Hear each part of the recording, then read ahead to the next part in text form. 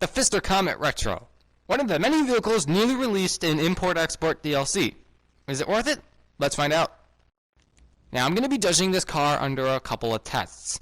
The first one's going to be a 0.65 mile drag. Catch-up and slipstream are both... I swear, I can't do a single thing productive without Right, so this is going to be the rules for this track on this point forward. It's on a drag strip that I made that's 0.65 miles. And let me just give you a quick overview of what to do in this drag strip. So you go up, you can have that acceleration really kick in, that'll just weigh it down by a lot, and then you go down, which will really give the top speed a lot of weight, and that's pretty much a drag strip. And for the next segment, I'm going to be doing a steering test, and what happens is all the cars will be traveling at their top speed, and then I'll steer right, and I'll see where the car falls into with these gradually sharper curves. Now let's look at our competitors here. So first up, we have, coming over from Annis, the Elegy Retro.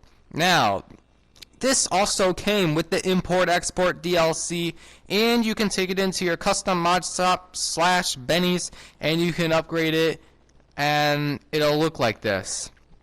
So this is actually going to be very intriguing to see which one is better out of the two. Now I know a lot of people don't do this, but I'm adding in the Armored Crewman for a reason. Now I'm pretty sure at least once you've had this thrown at you and people have tried to kill you with it. You're just like chasing you down or any of that sort of garbage. I'm just going to assume that you're trying to drive away and outrun these things, so I've added that to the list of competitors.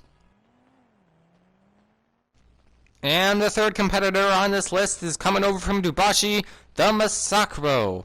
Well, not just the Masako race car, because there's been some kind of rumor that's going around that although the race car version just has a giant live release slapped onto it that you can't remove, it's actually faster than the regular version, which sounds like a lot of bullshit from the beginning, but it actually is. So I'm just going to assume that you're going in a race and you're pitted against this sweaty tryhard in this car that's trying to desperately win. So let's see where that gets us, shall we? And for the sake of it, I'm going to have it go against its own modern counterpart.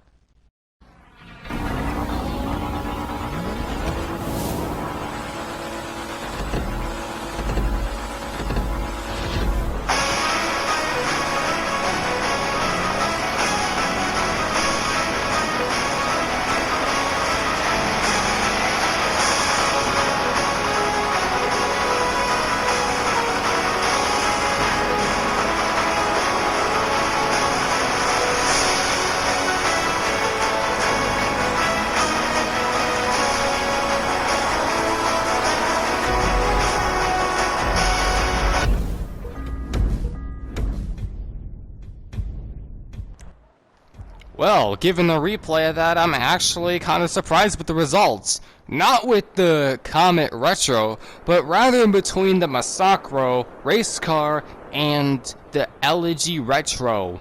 Because although the Masako had a better drag time overall, the Elegy Retro beat the Masako in the first sector. And that's actually quite surprising. But let's take this into further experimentation with doing the steering test.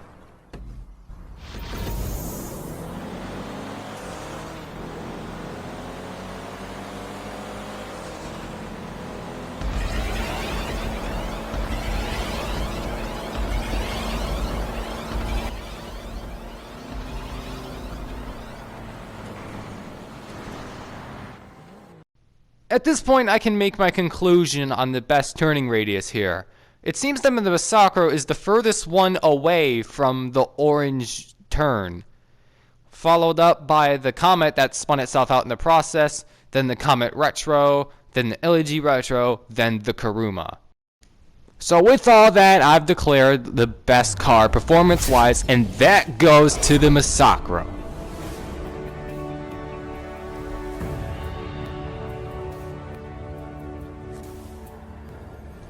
Now, back to the Comet Retro, which is why I made this video. Don't get me wrong, I like this car, but you're not going to be outrunning any armored Crewmans in close quarters, so you're going to have to go out into a highway if you want to outrun one successfully. And if you're going to be using this in races, something to keep in mind, you're going to be paying approximately 1.68 times of what the Masako race car is worth from base price. And with all that said, let's move on to the Elegy Retro. Now, you have seen me test drove this in my Import-Export episode 1. And the fact that it got faster than the Masako in terms of the first sector. But something to keep in mind that this is worth approximately 1 million from base. So unless you have a lot of money, I wouldn't recommend buying the Elegy Retro. And stick around for the next episode because I'll be doing all the supercars that were released in this update. And remember, it's ultimately your decision.